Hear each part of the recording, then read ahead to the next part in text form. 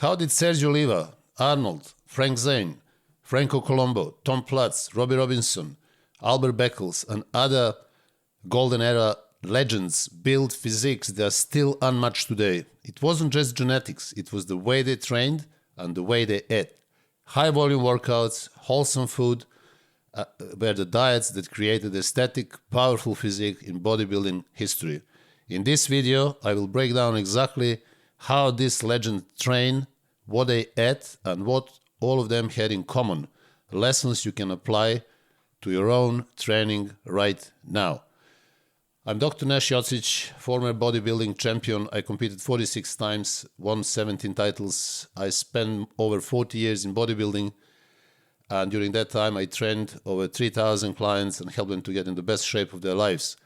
I also published 10 ebooks, which are all available on my website. Just click the link down in the comments and you can access them. And my ebooks are fully loaded with very detailed explanation about muscle growth, fat loss, training systems, and everything that you need to know in order to get bigger and lose body fat. So let us dive into today's topic. We all know that the legends of golden era were bodybuilders who trained with very simple equipment comparing to what we have today. They all trained more or less in the same way and more or less ate the same food. And they build physiques which are unmatched by proportions, size, and aesthetics, something that we don't even have these days. It's very rare to see physiques like Arnold's, Frank Zane, Sergio Oliva, and other legends of golden era. So in this video, I'm going to break down a few of those most famous bodybuilders and their training systems, their diets, and also at the end I'm going to try to get to you what all of them had in common in order to get in that fantastic shape that most of them did. So let me start with Sergio Oliva. Sergio Oliva was also called the Myth. He was an unbelievable bodybuilder. He had some fantastic genetics, unmatched genetics, probably much better genetics than Arnold Schwarzenegger himself. Sergio Oliva had massive legs, calves, arms, all muscle groups were perfectly developed, but his waist was very small. So Sergio Oliva managed to keep his waist small despite being a weightlifter in the early days. His waist was very small, and this is due to the training type that he did and also due to the diet that he followed. So when it comes to training, Sergio trained high volume, typically 20 to 30 sets per muscle group, and 15 to 20 sets for smaller muscle groups. So 20, 30 sets for bigger muscle groups and 15 to 20 for smaller ones, like biceps, triceps, delts, etc. He usually did 8 to 12 reps for most of the exercises, but sometimes even went to 15 to 20 reps for legs and calves. He was also very much focused on full range of motion and strict form. Now, when it comes to diet, he had a lot of whole foods, high in protein like fish, steak, chicken, eggs, and also he had rice and beans. Obviously, Cuban influence, his origin. So, as you can imagine, they didn't have as many different supplements as we have today. So they mainly relied on whole food. But the type of training, high volume, up to 30 sets for big muscle groups, up to 20 for smaller muscle groups, allows Sergio to build this fantastic physique. As you can see in all these images, something that we haven't seen ever since. Even his son now, Sergio Oliva Jr., has got great potential, great physique, but due to the training system, due to different compounds he takes, and obviously due to the modern understanding of importance of carbohydrates and overeating them, most likely his waist is not as small as his father, although they have the same genetics. But Junior couldn't repeat that small waist, which actually contributed to the fantastic aesthetic physique as his father had. Now, when it comes to Arnold Schwarzenegger was also known to use very high number of sets per muscle groups. Arnold would go up to 25 sets for big muscle groups and up to 15 to 20 sets for smaller muscle groups. So his chest, back, and legs will be up to 25 sets. Smaller, but like biceps, triceps, delts, calves will be 15 to 20 sets. And also, he did mainly 8 to 12 reps in most of during the year, but sometimes he went higher, 15 to 20, especially during the preparation, because in those days, bodybuilders of golden era actually trained with higher number of reps before the show. With that way, they obviously burn more energy, achieved more pump and vascularity, so that was working for them, clearly working perfectly for them. When it comes to diet, Arnold was eating mainly protein and complex carbs like potatoes, oats, rice. He was known to drink a lot of milk and lots of eggs, and he basically followed more or less the same diet before the show as everybody else, which was very low carb or zero carbs and very high amount of protein with medium amount of fat. Now, another legend of golden era is obviously Serge Nubret. I did few videos on him because I also met him, so I learned my trade by traveling around the world and training with best bodybuilders, as many as I could have. So when it comes to training, Nubret was known to do extremely high number of sets, sometimes even up to 40 per big muscle groups. Nubret would do for smaller muscle groups, he would do 20 to 30 sets, but bigger muscle groups up to 40. I had that opportunity to see him training. Sometimes he would only go for one exercise up to 40 sets, like for chest, for example, doing bench press, basically in front of me. He did 40 sets in one session, just bench press.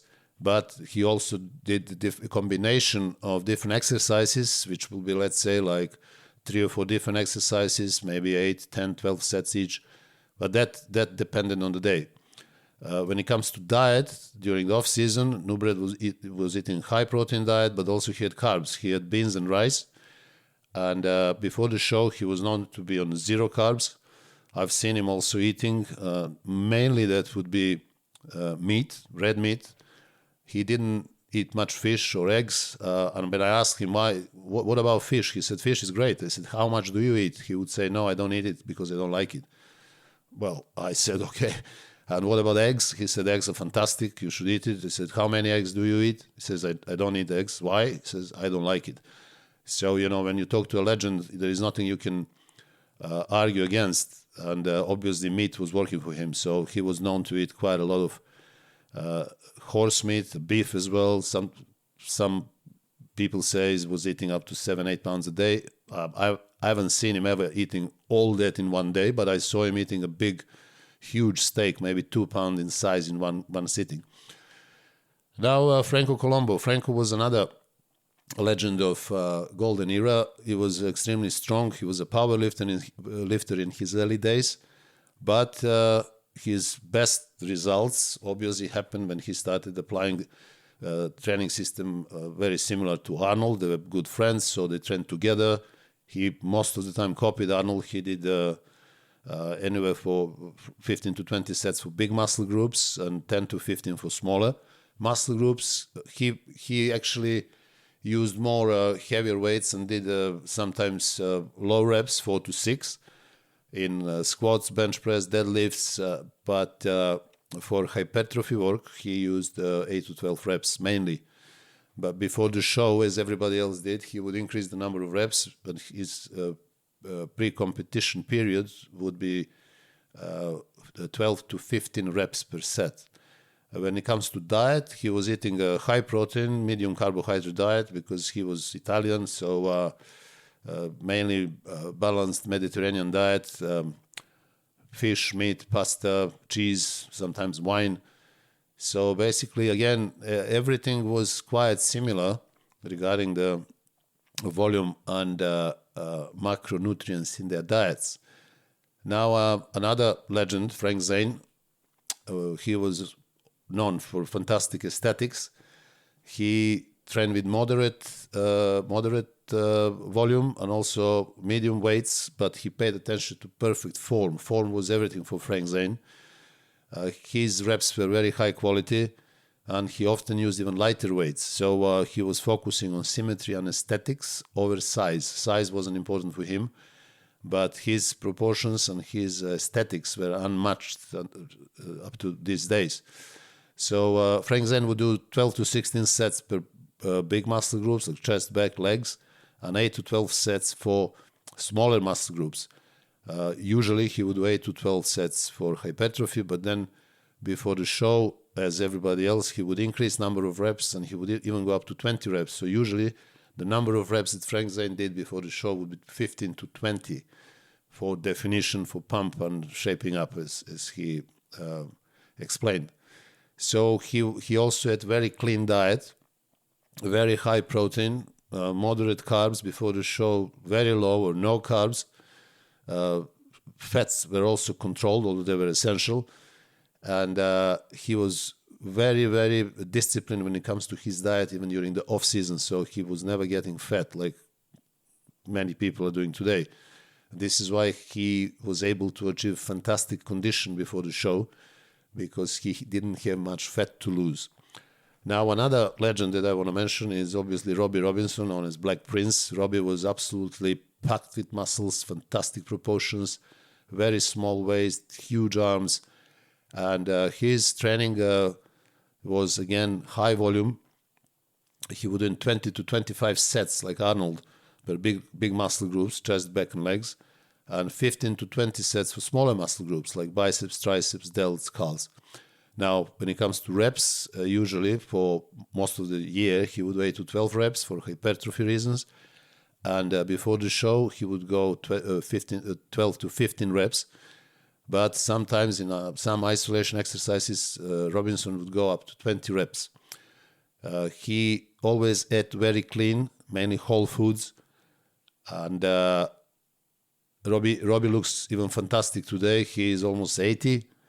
But due to his consistency and discipline in diet throughout the year, training, which was never insane regarding intensity or heavy weights, but was always moderate heavy weights and higher number of reps like everybody else. So you see, this type of training actually is not only great for achieving fantastic proportions and aesthetics, but also for longevity. Then there is another bodybuilder that I want to mention, another legend, Albert Beckles. Albert Beckles is again a fantastic example of symmetry and especially conditioning. On the age of 55, he competed, I think it was 1985 Olympia, when he finished second. Many people thought that he should have won, but he finished second behind Lee Haney. He was in unbelievable condition. I mean, that type of definition is something that bodybuilders today can only dream about, even top Olympians. So Albert Beckles would again go high volume, 15 to 20 sets for large muscle groups and 12 to 15 sets for smaller muscle groups. He would mainly do 8 to 12 reps and during the year, and before the show, again, reps will go up 12 to 15. And he managed to create extremely proportionate physique with very small waist, thanks to this type of training. When it comes to diet, he had high protein, clean foods. He was very disciplined. He would maintain his leanness year round, and this is why he competed even on the age of 55 for Mr. Olympia, which is unheard of.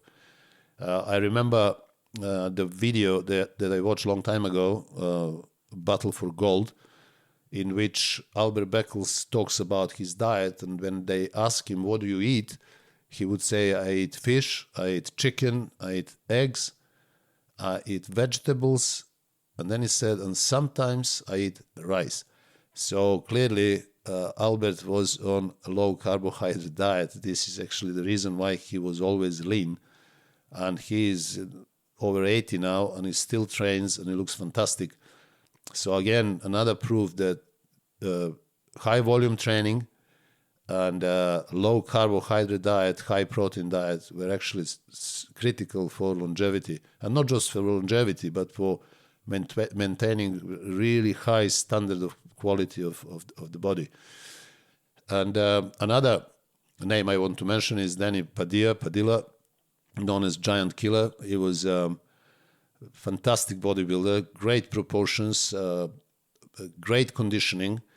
Again, high volume, 12 to 22 sets per large muscle groups, 12 to 15 for smaller muscle groups.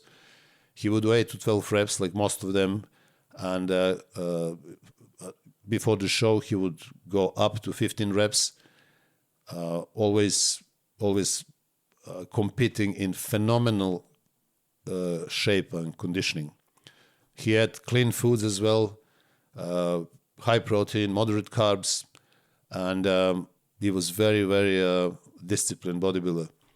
Now, let me tell you a few words about Tom Platz as well.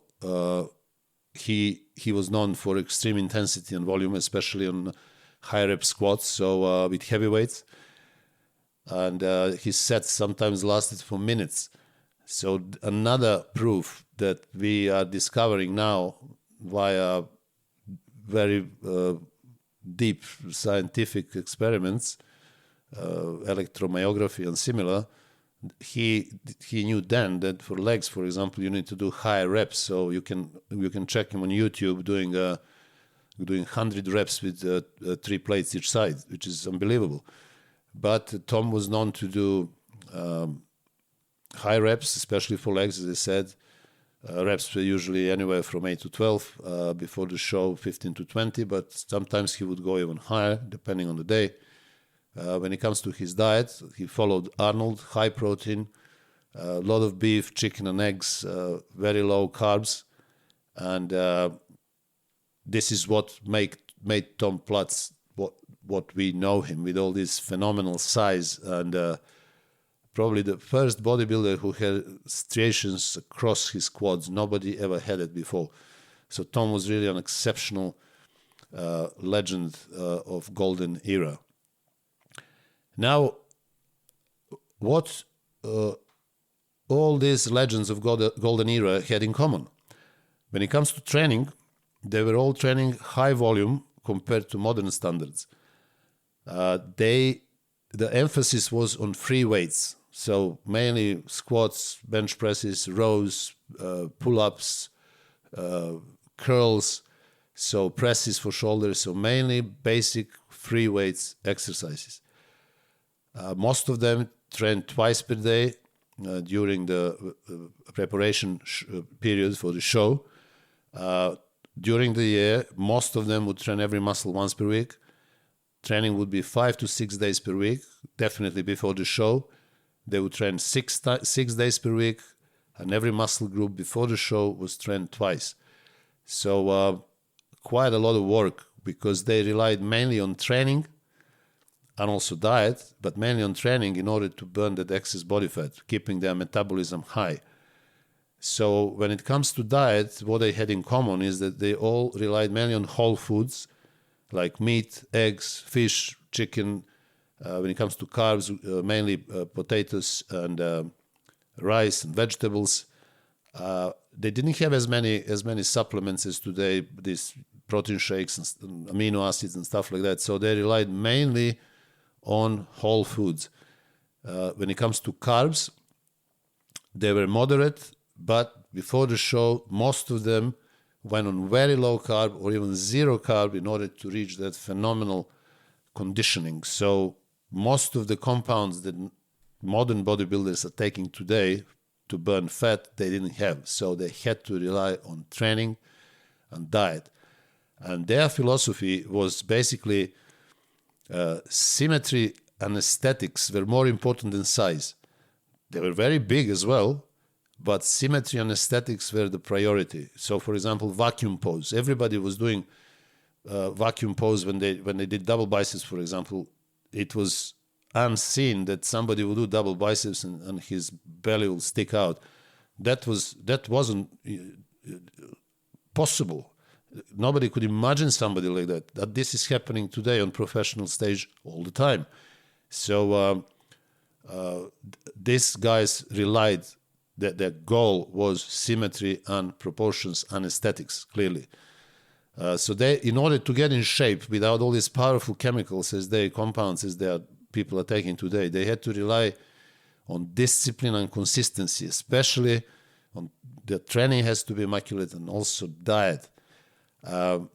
They would pose daily before the show in order to get that last details out. So they had a completely different set of tools in order to get in that phenomenal shape and conditioning. And they managed to get in better shape, and they were much better conditioned in 70s and 80s than bodybuilders now, because bodybuilders now generally train less, they eat more carbohydrates, and they take more compounds which were unknown in those days, like insulin, growth hormone, IGF-1, and similar cutting drugs. But even using all these powerful compounds, bodybuilders today are not in the shape and conditioning as guys during the golden era. Golden era bodybuilders, they shared volume, whole foods, and aesthetic-driven training. Although they had slightly different training methods, they were all basically relying on the same final result, which was aesthetics and proportions. So they build their way, they build their physiques on free weights, discipline, and whole foods, which are actually timeless lessons for us today. So guys, I hope that you have enjoyed the video, and if you did, please subscribe to my channel, share the video, like the video, and also send me your comments, because we have very vibrant discussions on my YouTube channel, and your comments will be very much appreciated. And also I want to remind you again that I have published for you 10 ebooks, which are all available on my website. Simply click the link in the comments and you can access them. And also, if you check this video, you can come and watch this video in which I introduce my other services which are available to you. This is the way that I can help you personally build more muscle and burn more body fat in record time. My services are personalized training programs, personalized nutritional programs, telephone consultations, online coaching, and also personal training one-to-one for people who live in London. So guys, until the next video, take care of yourselves.